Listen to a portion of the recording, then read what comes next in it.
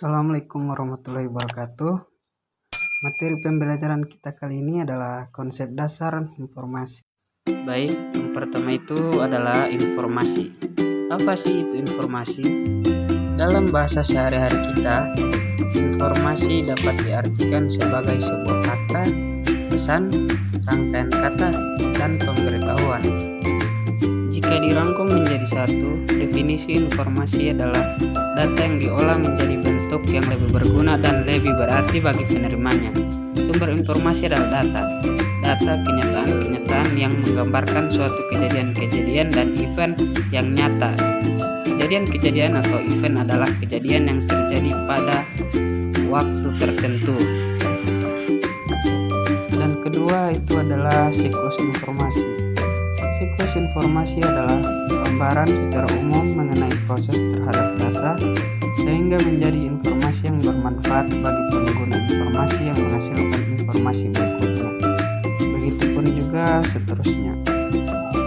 Di dalam siklus informasi terdapat 3 tahapan. Yang pertama itu adalah data yang ditangkap, kedua input atau data, ketiga proses, keempat itu output atau informasi, kelima itu penerima, keenam keputusan dan tindakan, ketujuh hasil tindakan. Selanjutnya yang ketiga itu adalah kualitas informasi. Kualitas informasi sangat dipengaruhi oleh beberapa hal berikut. Yang pertama ada akurat, di mana informasi harus akurat, bebas dari kesalahan, atau harus sesuai dengan faktanya. Yang kedua adalah relevan, berarti informasi tersebut bermanfaat bagi penggunanya.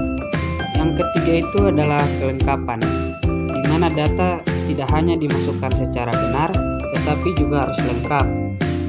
Yang keempat adalah kebenaran, biasanya dipikir sebagai keakuratan, dan tidak semua data dari field harus dimasukkan secara benar.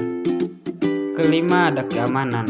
Pengawasan keamanan adalah struktur pengecekan untuk memutuskan jika informasi yang sensitif ditujukan kepada pemakai yang tidak sah. Keenam, tepat pada waktunya. Tepat pada waktunya berarti informasi yang datang pada penerima tidak boleh terlambat. Informasi yang sudah usang tidak mempunyai nilai lagi. Ketujuh, ekonomis. Informasi tersebut harus mampu memberikan dampak yang luas terhadap laju pertumbuhan ekonomi dan teknologi informasi. Kedelapan, efisien. Informasi yang berkualitas memiliki sintaks ataupun kalimat sederhana namun dapat memberikan makna dan hasil yang mendalam. Kesembilan, dapat dipercaya. Informasi tersebut berasal dari sumber yang dapat dipercaya, yang telah teruji tingkat kejujurannya. Kesepuluh, kegunaan.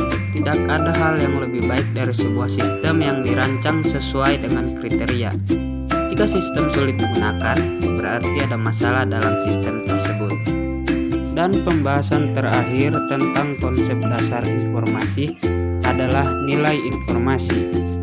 Kapan informasi dikatakan bernilai? Suatu informasi dikatakan bernilai bila manfaatnya lebih efektif dibandingkan dengan biaya mendapatkannya. Jadi sudah jelas ya teman-teman konsep dasar informasi yang saya sampaikan tadi. Yang pertama itu ada definisi informasi, kedua siklus informasi,